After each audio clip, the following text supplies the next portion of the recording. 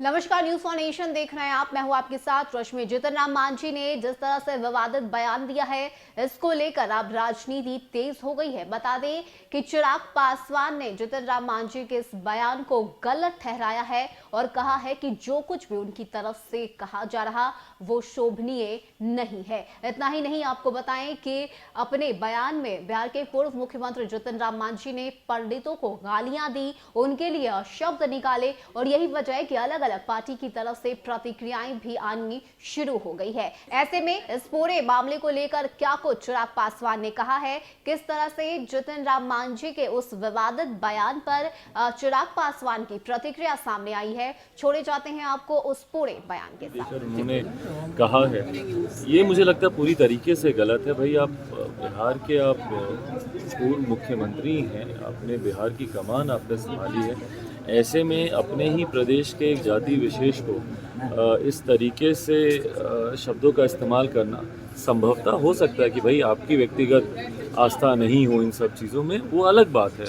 मुझे लगता है धर्म, पूजा पाठ ये पूरी तरीके से व्यक्तिगत आस्था का विषय है, आपकी संभवतः नहीं होगी, पर जिन लोगों की है उनकी आस्था को इस तरीके से ठेस पहुंचाना, पूजा के बारे में इस तरीके से कहना, या जो पूजा करवाते हैं उनके बारे में इस तरीके से गाली सूचक शब्दों का इस्तेमाल करना, मुझे लगता है ये गलत है। आखिर किस तरह का संदेश वो देना चाह रहे हैं? कैसी राजनीति चल रही है बिहार में? देखिए, बिहार में दिक्कत यही है ना कि बांटने की राजनीति बहुत होती है। जात पात, धर्म, मज़हब, अगड़ा पिछड़ा, विभिन्न प्रकार के विभाजनों में बांटने की राजनीति होती है। मैं बार इस बात को कहता हूँ कि मैं 21वीं सदी का पढ़ा लिखा युवा हूँ। मेरे लिए अगर पूरे प्रदेश में कोई एक चीज़ है जिसमें लोग बटे हुए हैं, वो सिर्फ और सिर्फ अमीरी और गरीबी में। एक मुट्ठी भर लोग हैं हमारे प्रदेश में जो अमीर होते जा रहे हैं और एक बड़ी आबादी है जो आज भी गरीबी रेखा से नीचे है। तो अगर किसी फ़र्क को मिटाना है, किसी भेद को मिटाना है, तो ये अमीरी गरीबी के फ़र्क को मिटाना है। बट कुछ लोग हैं जो इसमें जात पात के आधार पर लोगों को बांटते हैं और अपनी राजनीति करते हैं। एनडीए में अंडरस्टैंडिंग की अगर बात करें तो सही नहीं दिख रही है। मांझी कह रहे हैं कि समय आया तो तख्ता पलट कर देंगे सरकार की। अब बताइए वो किसको धमकी दे रहे हैं? अगर वो ऐसा बोल रहे हैं कि तख्ता पलट कर देंगे, तो वो जिनके साथ सहयोगी हैं नीतीश कुमार जी को ही ना वो कह रहे हैं भाई।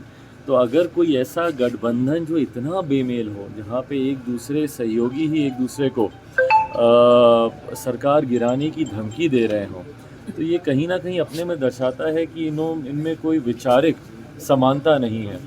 सिर्फ इनमें एक लालच की एक राजनीति से ये लोग बंधे हुए हैं और वो लालच है सिर्फ सत्ता का सुख पाना। और अगर वो नहीं मिला, अगर इनके अनुपात में, अगर इनके कहे से अगर कार्य नहीं हुए, तो सरकार भी ये लोग गिराए। आप लोगों ने मुख्यमंत्री को पत्र लिखा है वाजिबों के लिए और बाकी अन्य कई मांगे की है, क्या कुछ?